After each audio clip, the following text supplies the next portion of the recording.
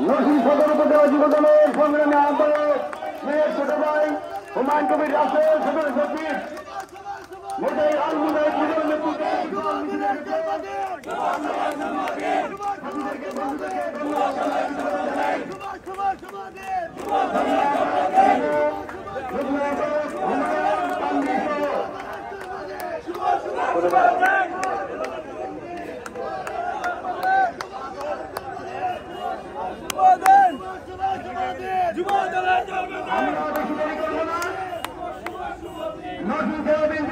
সভাপতি